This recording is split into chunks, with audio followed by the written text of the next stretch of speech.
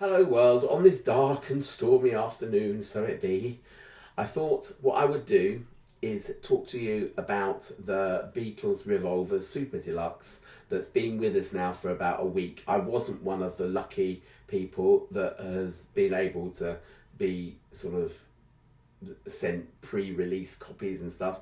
Yeah, the proper hi-fi reviewers and stuff on YouTube have got all of their unboxings and stuff like that out of the way. I don't have the Super-Deluxe box set. I do have the stereo 2022 vinyl album, which is what I think is all I need, because anything else that I'm curious about, I've got mono copies of the vinyl. You get a mono copy of the vinyl with this, and from what I hear, it's actually no different from what's already in the mono box set, right? Which is one heck of a lot better, it has to be said, than the original mono pressings that were released in the 60s, which I felt just over-egged the compression pudding, so that a track like Here, There and Everywhere sounded louder than Yellow Submarine, and the bass was honky and uneven and just really not a treat to listen to. The original stereo, I have a copy of that here as well, because I'll talk about that in a minute. But this is, it's not really an original stereo, but it's the same stereo mix that was first sort of printed in the 60s, but this is just a 70s imprint of two-box Parlophone copy. But this, as a stereo mix, is actually pressed far better than the mono mix. There are conditions to that, and there's swings and roundabouts to that, which I think it will become evident as I talk about the LP. So what I want to do first of all then is start out with how I first heard Revolver and my first impressions of it, and we are going back a long time, right? What I think of the 2022 mix, what I think of the outtakes, okay?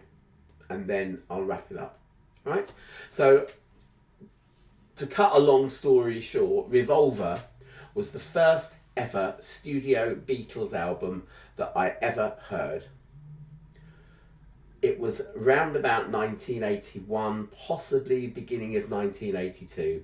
In fact, I'd probably sort of err towards 1982, whatever. I'd have been 13. And ABBA had split up, and as such, I thought that what I would do is see what the Beatles were like.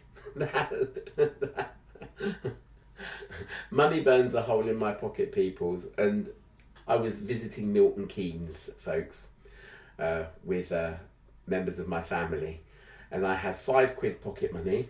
There was this brand new shopping centre called Central Milton Keynes. That was all new back in those days. Central Milton Keynes, wonderful place to go shopping. And the first thing I did was bought a cassette copy of the Beatles ballads, which ate all of my pocket money that I had for that week. The Beatles ballads, which is a compilation thing that was, I think, would have been pretty current at that time. It would have probably been a chart LP, as it were. I heard that Beatles ballads and loved it.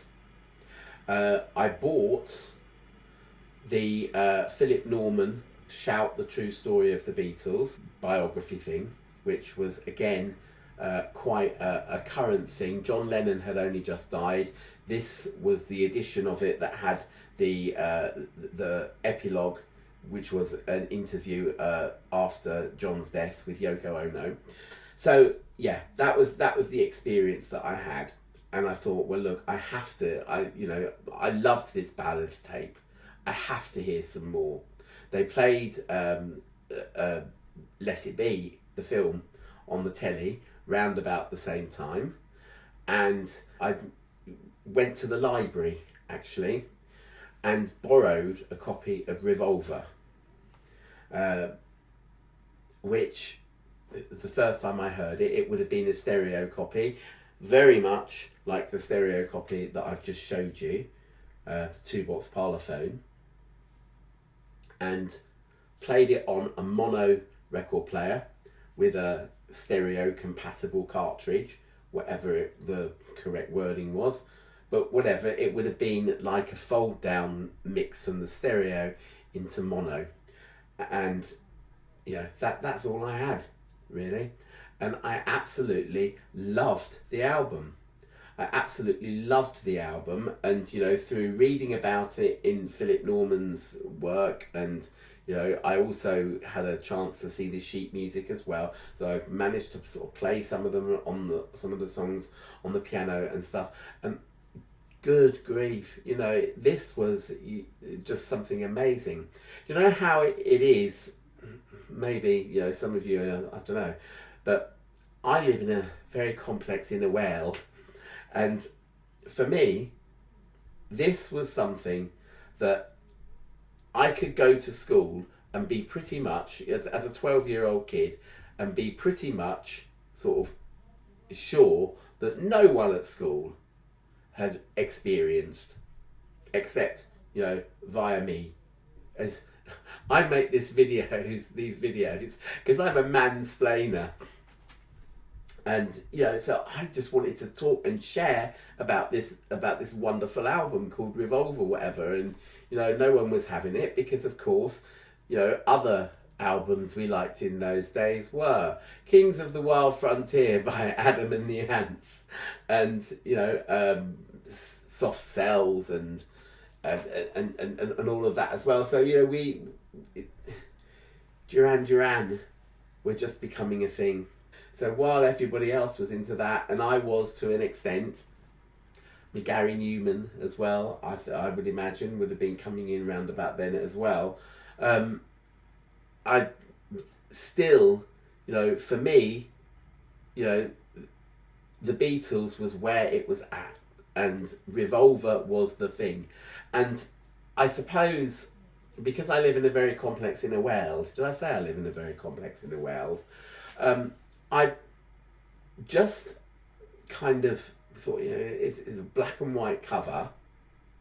It's a all black and white cover. You've got the sort of flip cover on the back, the reverse cover, whatever it's called, and that's all black and white. And so to me, the music was black and white, and I kind of thought, well, this is how back in the day we consumed media. I obviously wasn't born in the 1960s, but so many of those classic films, the Lady Killers and stuff like that, all black and white. Norman Wisdom, black and white. And television, black and white. The only way that you could experience the colour, as it were, the hype, that England's won the World Cup in 1966, boiling hot summer, Carnaby Street, swinging London and everything else, which was all the hype that we're told. They forget that, most people were living in sort of post-war housing that even then was beginning to fall down and stuff like that. But, all of the colour and vibe and swinginess of England, particularly London, in 1966, and we've got a black and white thing there. And the only way that you could experience that was to be there. Now, I don't want to make a huge meal of the fact that, yes, the Beatles were consuming drugs at that time. They weren't the only person to. Let's not forget that the drugs that they were consuming were also being experimented on by the military, and you've got all of those videos on YouTube of the first instances of these things, this LSD stuff being manufactured was purely to be able to weaponize it. Could we stir it into the enemy's tea or something like that, and somehow all kinds of experiments like that were done on it. So you can't criticize them for taking it. It's not something that I would take. It's not something that I would recommend anyone take, and it's not something that I have taken. However, I do know I'm interested in it. Okay, so I've looked into what the kind of effects are, and kind of, the idea, John and George, I think, were the first two Beatles to have ever experienced this stuff, and they didn't do it on purpose. It was at a dinner party, if you believe the stories about it. But it led them to want to try it further. And one of the characteristics of having used the drug is that you want other people to use it too. There is this tendency to kind of suddenly find yourself distant from sort of other people who have not had the experience. That is part of what put the strain on John and Cynthia's marriage. I'm not blaming it entirely, but that is, if you read their biographies and stuff like that, they will tell you that John and Cynthia's marriage was, it was LSD that put a strain. She hated it. Can't blame her, poor love. He loved it. Can't blame him, poor love. But, there you go. And Paul hadn't taken this stuff. I think Ringo was the next to go for it, I think. And Paul, deliberately kind of stayed away from it. Was a bit nervous about taking it, but he did in the end. And by 1966, all four had. In fact, you could probably argue that by 1965, all four had. Certainly, John and George's first experiences of it were 1965, and I would imagine, again, it depends on whose mate you were and whose biography you're reading and stuff, and whose mate the author was. But yeah, Paul, it didn't take him that long, right? But anyway, coming back to this revolver, this black and white revolver, and this point that the drug had to be a unified experience, that there was this kind of irritation with people that were less acidy than themselves. And so this black and white cover, if you want to know what was going on in our brains when we were taking this, the only way is to be with us and to partake in it with us. And I've even heard it said that Tomorrow Never Knows, which was the first song that to be recorded for the Revolver sessions, was really, yes, it was Timothy Leary's kind of guide into having a trip, but it was also, from that, every song is either developed or explored. From lines in that song, all the other songs are developed and explored. I don't know, but all I know is that by the time that I played Revolver, those first few times with that library copy back in 1981, less is always more. But Revolver is so short. It's such a short album. By the time you've put side one on, you've barely got time to put the kettle on before it's side one's finished and it's time to turn it over. Yeah, less is always more. But you don't, with that kind of quality and stuff, there's also a case of over-egging the pudding. And so I don't want this to stop, but I do. But I really, don't want this to stop. I'm enjoying this so much. I really don't want this to stop.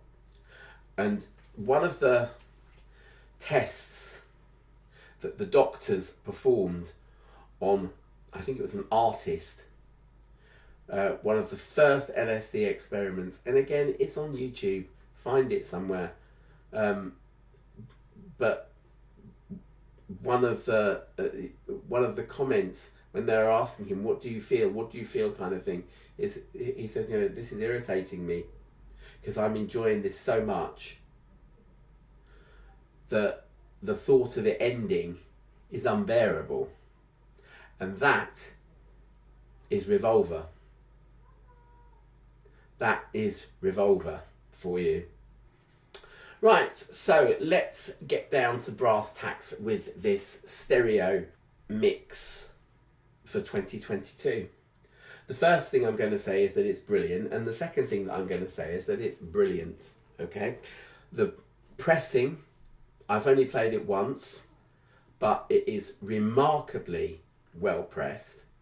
I'm going to be using as my yardstick the original 1960s stereo mix. Okay, this is, as pressed in the 1970s. I think this is an early 1970s one. It's very, very well pressed anyway. Those first 2-box pressings were really very, very good. So, don't feel shortchanged if you've got one of these. All right. This is a good pressing. It isn't as clear cut and defined as this album. Imagine you've just dunked a biscuit in your tea. You lift the biscuit to your mouth and you spill a bit on your jumper and you go like that. Yeah? And you spruce yourself up and kind of thing. You realise that, there's a bit of biscuit there, and you get a bit of cloth and you clean it up. That's what's happened to this. Okay? In terms of, I'm not talking necessarily in terms of stereo positions, but in terms of the overall sound, because, with the best will in the world, you put a record on and, you're not necessarily listening to every single detail of where every single instrument is in the mix and, kind of being able to recite chapter and verse where it is on here and where it is on here. But the overall feel is that this is a huge amount cleaner. We'll talk about why that is in a minute. This is a bit quieter. It's less bassy. There were considerations there. In fact, actually, let's talk a little bit about George Martin's considerations when making Revolver and mixing it. In 1966, particularly in the United Kingdom, the demand was for mono. Right? Most people had mono record players with mono cartridges. There was a growing number, though, who were either buying mono records with stereo cartridges wired to play in mono, or that were buying stereo. Right? Those that were buying stereo quite often bought these kind of all-in-one things. Perhaps something a bit smaller than my piano. Maybe you can see my piano over there. Perhaps not quite as wide as that, consisting of a kind of sideboardy style piece of furniture that basically contained a record player and a radio, and 2 stereo speakers, as it were, sort of one either side. Right, the record player, depending on the cost of these things. In the 1960s, I mean, I've poo-pooed these things in the past and, called them cheap radiograms. In terms of hi-fi and in terms of hi-fi separates, which, even then in the 60s were still shockingly expensive, and, more or less you had to build it from the start, from scratch yourself, from kits and stuff like that. No wandering into Audio T and just buying an off-the-shelf record player. You could wander into Audio T in the 1960s. You could get yourself a record player, but you would have to buy the plinth. You might have to make the kind of the wooden frame yourself. and drill all the holes in the right place, and then get your tone arm and drill all that in, and it was a faff. Okay, so for most people, those sort of all-in-one stereo radiograms were ideal, but the problem was that in terms of reproduction, was that their speakers were not far apart enough. There's none of that towing. You can see behind me, one of my PMC 2523 things. It's towed in a little bit to help kind of make the stereo image that is about sort of 2 feet away. Sorry, 2 meters away from you, 6 feet away, sort of just that little bit more kind of distinct. You obviously couldn't do that with these sort of all-in-one radiograms. Imagine that it's just like a sort of 80s boombox thing, where again the speakers don't detach, they're just pointing outwards at you, and they're nowhere near far enough apart to get a proper stereo image. That's what he was dealing with, all right? That's what he wanted. The effect has kind of been described before as a hole in the middle effect, which it actually was. If you look at Taxman, for example, there are vocals that are pretty much centred, but they've used ADT to position them in the centre, which is not as clear as nowadays. Just using a stereo pan pot and placing a vocal in the centre. Right? They used this ADT, which was artificial double tracking, so that if you had a voice on the left and a voice on the right that were sort of more or less playing together, the point about artificial double tracking is that one was playing ever so slightly faster than the other. So if you've got one on the left and one on the right, then they'll appear centre. It's not as solid a central image as just using a pan pot. Now, on the left in Taxman, you've got most of the band, the drums. You've got the rhythm guitars chopping away there. You've got the bass pretty much there as well.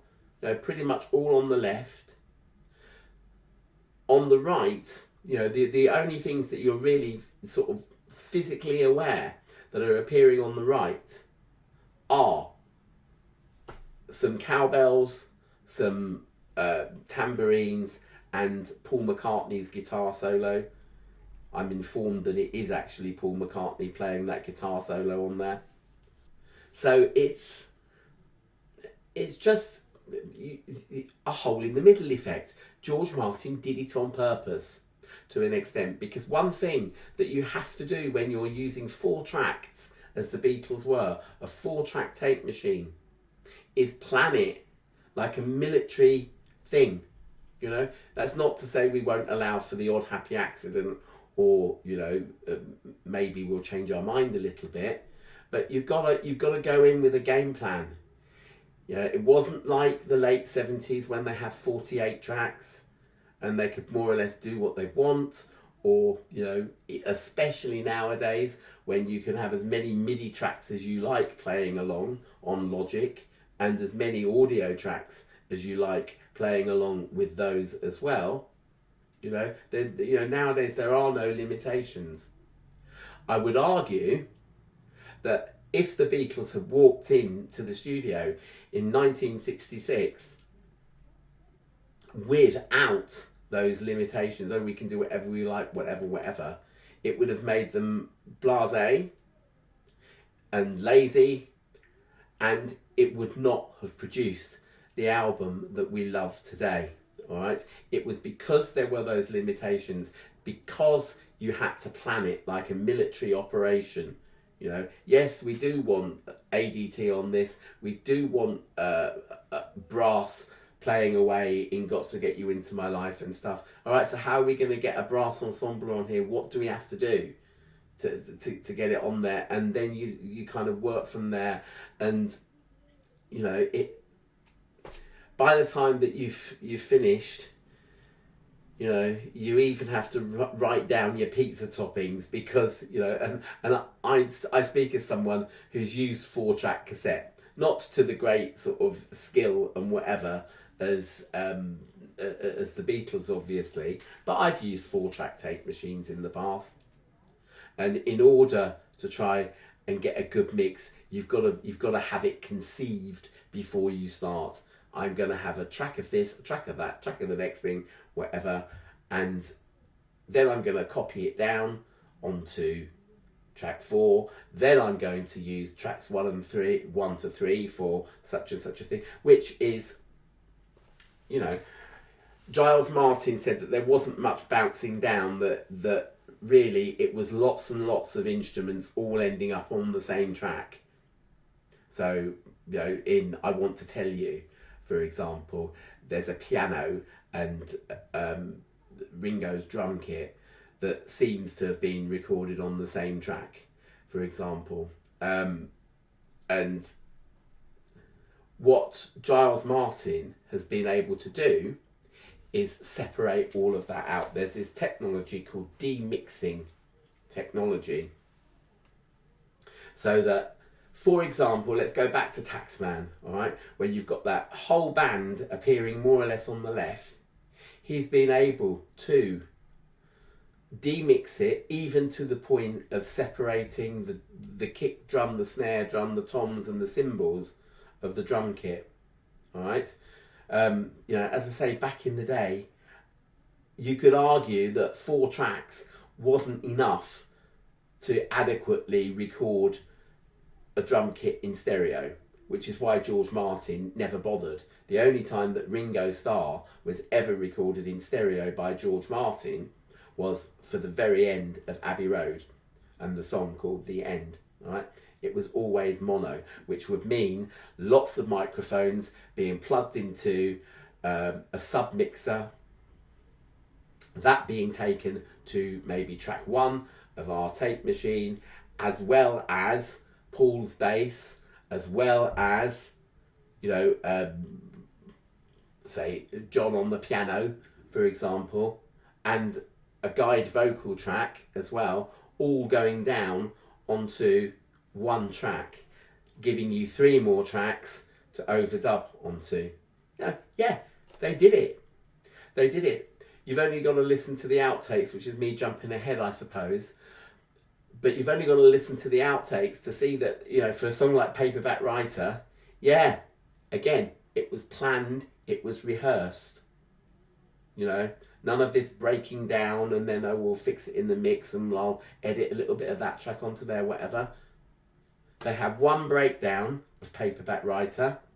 They had to stop, and then they started again, and they just played it through, right, from beginning to end, and that was it. And then they overdubbed bass and vocals onto that, and that was it done. That was it done, you know. But it just required the planning. In Giles Martin's words, he said it was like being given a cake and then being able to separate that into flour, milk, eggs and sugar. And that's why it sounds like they've had their little costumes and clothes all brushed up, you know, your collar's not straight, Paul, you know, straighten your collar out kind of thing, you know. Revolver, the original mixes of Revolver, I'm not talking about the pressings, because that can vary from region to region, but the actual mixes of Revolver, you know, just a little bit, sort of, compared to 2022, at any rate, they're a little bit fuzzy, they're a little bit like your collars up and whatever, you know, and Giles Martin has been able to separate them out, separate the instruments out. He's actually then been able to create a more satisfying stereo mix. I'd say probably that if you were talking about the actual mixes themselves, it now compares very favourably with the original mono mix. Okay, the mono pressing in the UK at least was awful. It's much, much better in the mono box set, right? And it really does give you, you know, back that feeling, you know, those you know, feelings that I had when I listened to Revolver for the first time in the 80s. The first time that we had a deluxe special edition was in 2017 when Sgt. Pepper came out, and there was an ethos of the mono mix was best for Sgt. Pepper. Hey, yeah, I prefer the mono version, yeah. The mono version is quite clearly better than the stereo version. Right, loads of bits were missed out in the stereo version.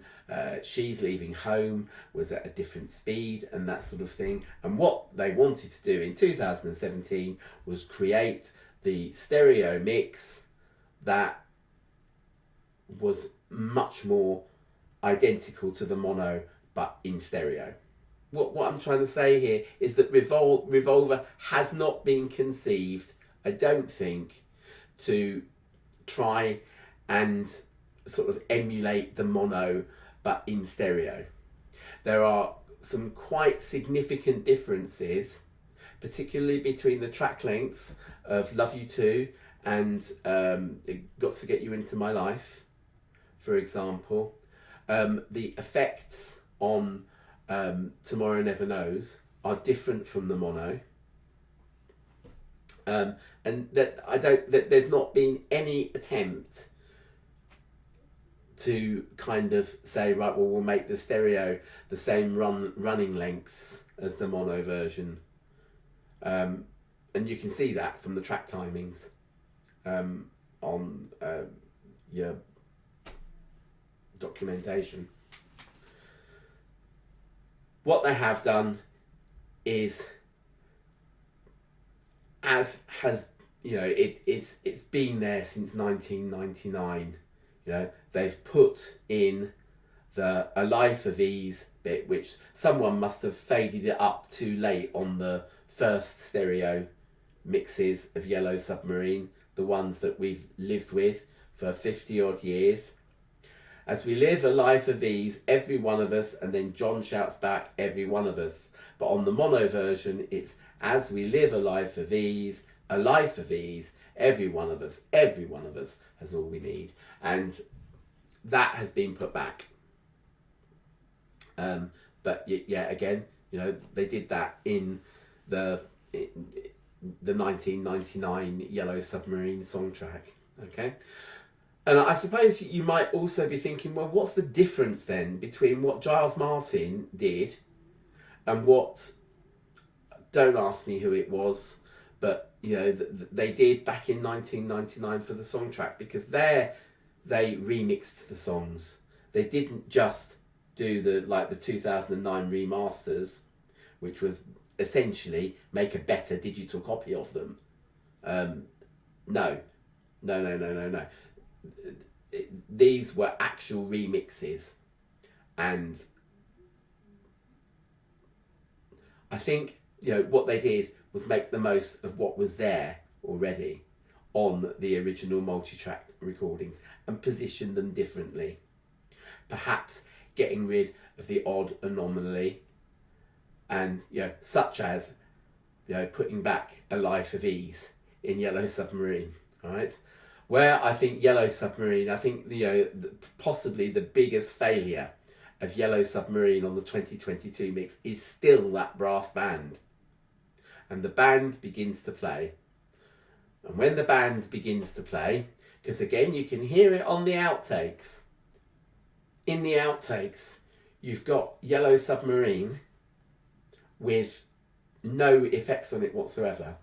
And you can quite clearly hear that. And the band begins to play, and then it's da-da-da, da-da-da chords, whereas the brass band that's playing, or is about to be overdubbed onto it, is playing completely different chords, okay? They copied sound effects from the archive that were brass bands and just edited them together to create this thing, and it wasn't the same chords. They didn't get session musicians in to do it. It was, as I say, from the sound effect library.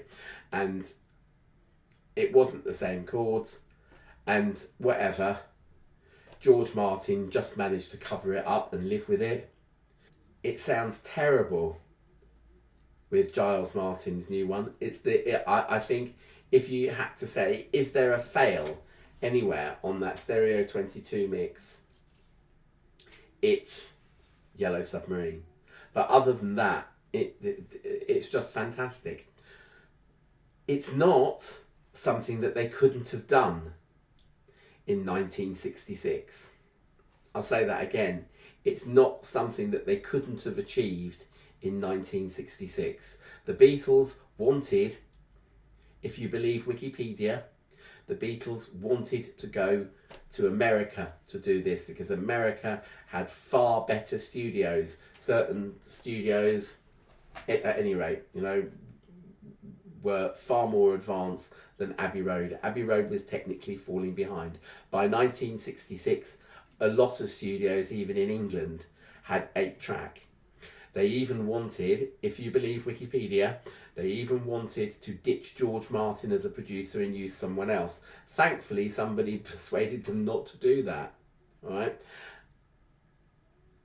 And it's testament to how good Revolver is that all of those so-called modern studios in America were saying, like, rip it out, god damn it, and get this, what stuff did they use here? Get the same stuff that the Beatles used, for God's sake, Harry Weinberger, whatever. And yeah. But, the technology was there for them to be able to record each instrument separately on an 8-track console, and then create the mix that you hear today on the 2022 mix. It's just that, as I say, George Martin had different priorities. He wanted to make a stereo mix, with only 4 tracks, because that was his limitation. He only had 4 tracks to do it, and he wanted to make a stereo mix that would sound good on the kind of stereo equipment that they had back in the day. Now, on to these outtakes. I have to say that I find these outtakes far more enjoyable than any of the others that I've heard. Let It Be, Schmet It Be. All of those Glyn Johns outtakes and stuff like that. Get in the bin. Get in the bin. I think the White Album, it just goes on too long. But I could sit and listen to the Isha demos or whatever. Sergeant Pepper, I've got the double LP of Sergeant Pepper. There was like a double LP and then the whole shebang box set, whatever. The double LP from 2017 has, outtakes of the Sergeant Pepper sessions, and they're good. They're okay, but I hardly ever listen to them. I've really been very, very interested in hearing these Revolver outtakes. They really are, the best, really, out of all of the deluxe edition things so far. Really have a listen to them, because they're very interesting. I mean, as I say, I've sort of touched on some of the highlights already, but the development of Yellow Submarine, the strings on Eleanor Rigby, and something that I just find really funny. Forgive me if I swear here, I might. I'll try not to. But there was, George Martin, by this time, as I say, the Beatles wanted to ditch him as a producer, and use somebody else. George Martin had, the year before, gone freelance. So he could go anywhere, work for any record label and work in any studio. Whereas, prior to that, he'd been pretty much tied to the EMI studios in Abbey Road and EMI themselves. And so for him to lose the Beatles would have just been insane. It would have been utter madness. But his role over 1967 and 1967 was kind of just as a facilitator. You know, he was hardly needed at all, or felt hardly needed at all by the White Album. You know, I don't think, again, they could have made the White Album without him. But by 1966, George was a facilitator. So here are ideas that we've got. How do we do it, George? All right. Whereas, you know, in the past, George would be taking control. You know, we need a percussion part now from you, and I think, yeah, we'll repeat that middle eight kind of thing. So when the string octet came in for Eleanor Rigby, suddenly George is in charge again, because he's got these session musicians and he's in charge of conducting them and whatever. So what do you think, Paul? This is the strings playing with vibrato. This is the strings playing without vibrato. And then somebody, you know, and it's suddenly this kind of, you know, maybe we could play it a bit more marcato, and then it sounds great without the vibrato, says, pipes up one of them kind of thing. And you can sense that perhaps the idea was to drown Paul McCartney out, you know, 26-year-old Paul McCartney with his, you know, I can't read music kind of rubbish kind of thing, you know. You know, there's none of this respect for innate musicality going on here. You know, the fact that Paul McCartney had more musical intuition in his little finger than any of those 8 or 9 people really put together. George Martin, bless him, very, very talented and seems like a great guy to have worked with. But as soon as you get him in front of an orchestra, it's kind of, oh, now this is serious, folks. You know, even in Abbey Road, even in that little documentary that comes at the end of the 2009 Abbey Road, George Martin saying, I was encouraging them to take their music more seriously.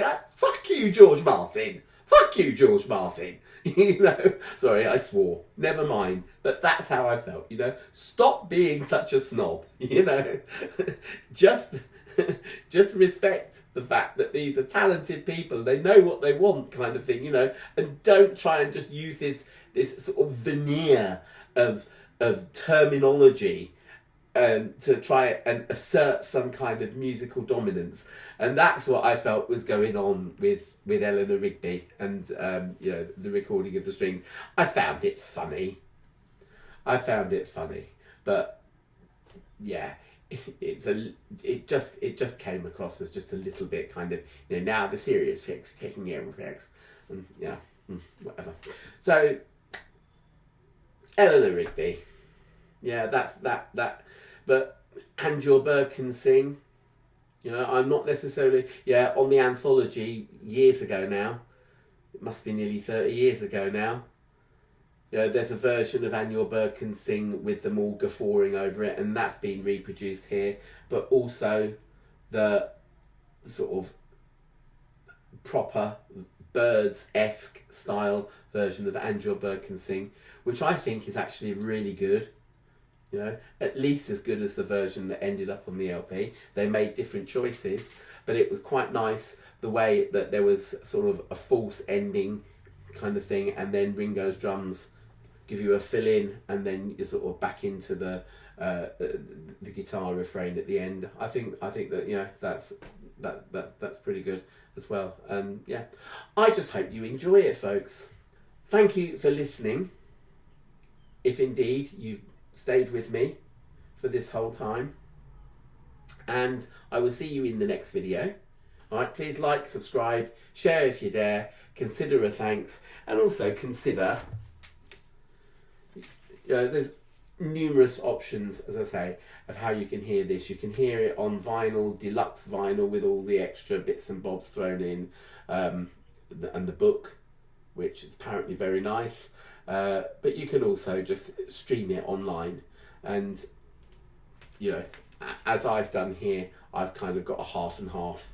All right, see you later. Bye.